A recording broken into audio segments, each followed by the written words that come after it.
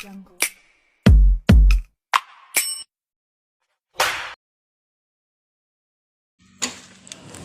sebuah kisah menceritakan suatu keluarga yang dimana kepala keluarganya yang kerjanya cuma bermabuk-mabukan dan bermain judi.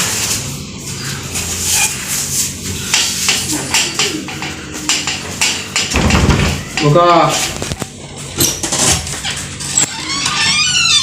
Astagfirullah, dari mana begitu?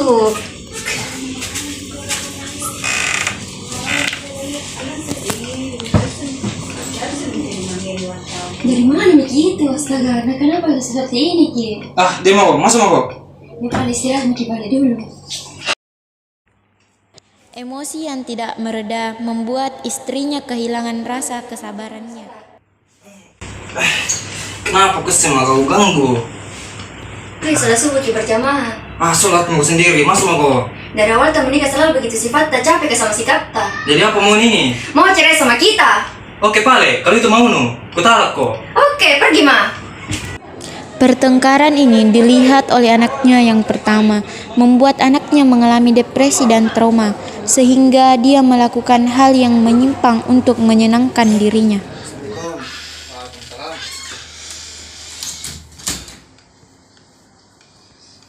Dari mana kok? Dari rumah temanku. Kenapa lama sekali? Dia gitu jangan, jam berapa nih? Kerja kelompokku sih, Pak. Iya, aku tahu aja, tapi ingat waktu. Kemasalahnya besok di kumpul tugasku, Pak. Kau tahu dinasihati kau melawan aku lagi.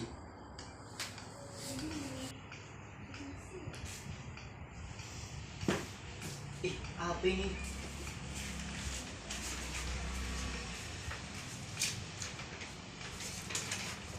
Lah, mau cerai betul yang ini orang tua aku. Kenapa kita? Mana mama pulang nih?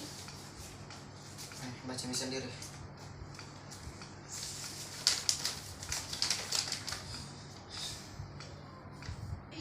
Serius gini, Kak? Iya, serius, Kak. Dari mana sih ini?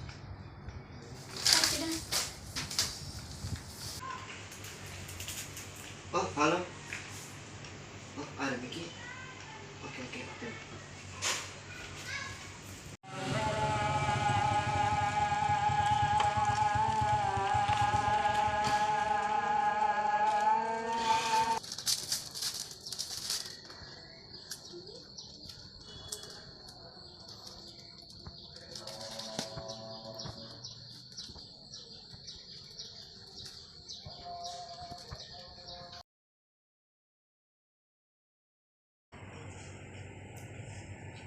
Kak, bangun Ki. Tidak ada yang mau jaga, Kak. Tidak ada yang jual mama, tidak ada yang bapak. Masa sendiri, Kak?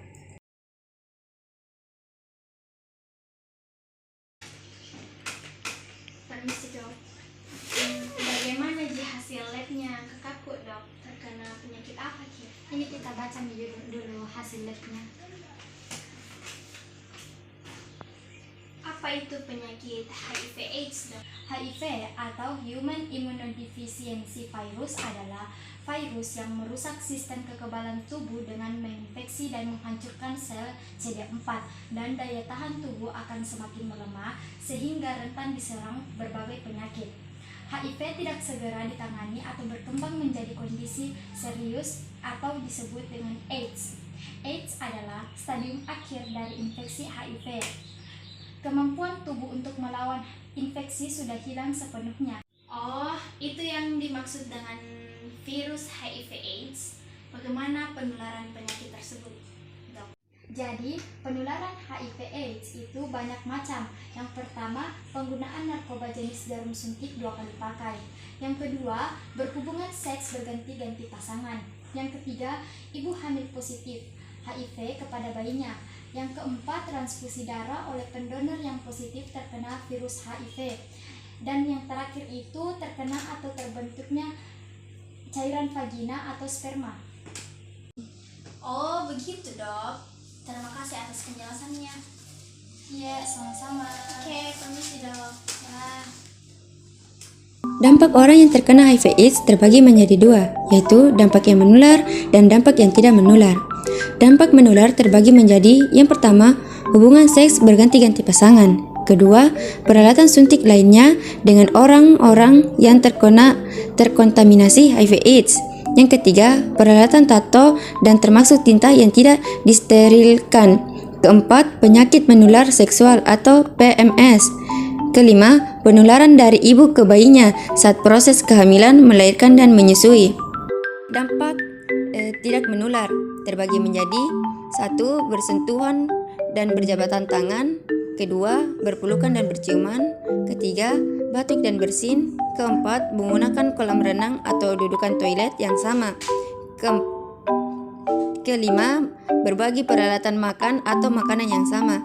Keenam, tertular dari hewan, nyamuk, atau serangga lainnya. Adapun pencegahan yang dapat kita lakukan agar terhindar dari penyakit HIV/AIDS yaitu hindari penggunaan narkoba, jangan menjadi pendonor bila positif, hindari kontak langsung dengan darah, tes HIV/AIDS secara rutin, ibu hamil berkonsultasi kepada dokter, dan yang terakhir adalah seks bebas.